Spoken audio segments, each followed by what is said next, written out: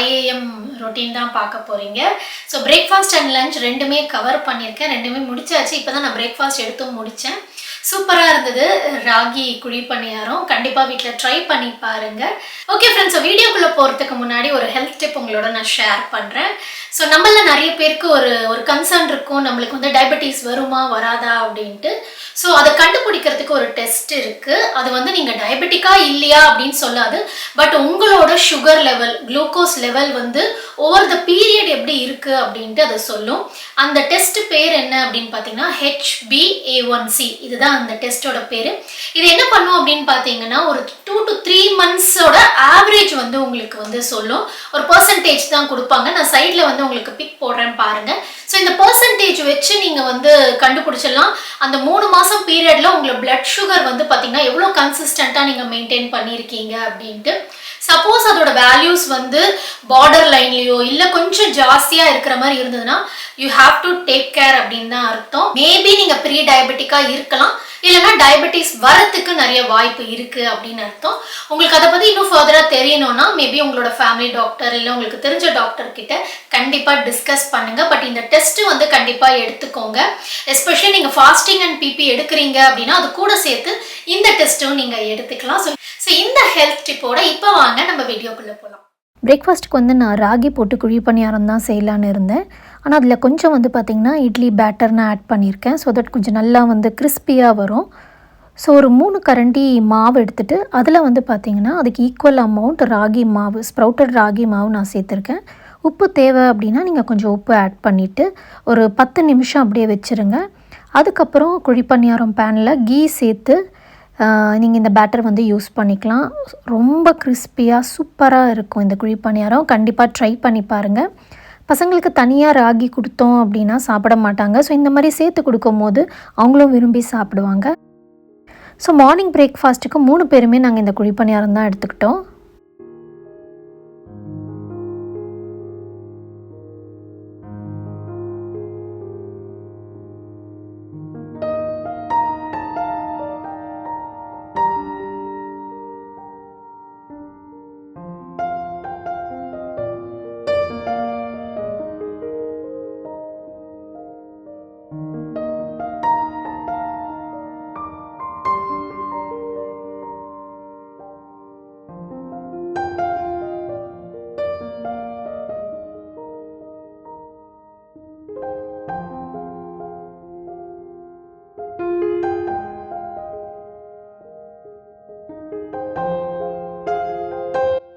Okay, அந்த 10 நிமிஷம் ஊறும் போதே நான் வந்து லஞ்சுக்கு வந்து ப்ரிப்பேர் பண்ண ஆரம்பிச்சிட்டேன். அதுக்கப்புறம் தான் நான் குழி பணியாரம் போட்டு சூடாக வந்து ஆரியாவுக்கு கொடுத்தேன்.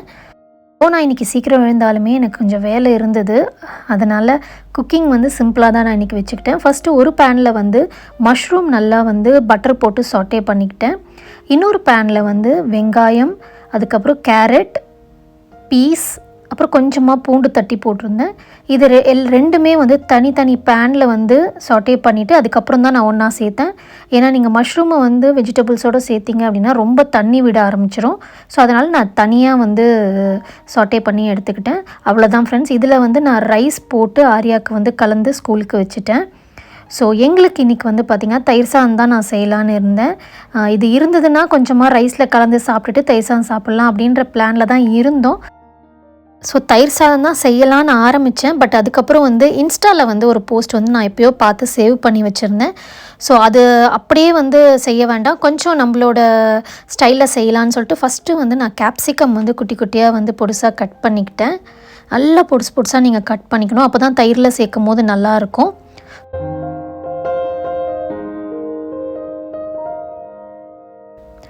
ஒரு பேனில் வந்து கடுகு, உளுத்தம்பருப்பு, பச்சை மிளகா, நிறைய இஞ்சி சேர்த்துக்கலாம். அது ஓரளவுக்கு வதக்கிட்டு நீங்கள் அப்புறம் கட் பண்ணி வச்ச கேப்சிகம் ஆட் பண்ணிக்கோங்க. கேப்சிகம் ரொம்ப நேரம் வதங்கணும்னு அவசியம் கிடையாது, கொஞ்சம் க்ரன்ச்சியாக இருந்தால் தான் நல்லாயிருக்கும். ஸோ ஒரு 5 மினிட்ஸ் நல்லா வதக்கிட்டு இதில் வந்து உப்பு, மஞ்சத்தூள் சேர்த்துக்கோங்க.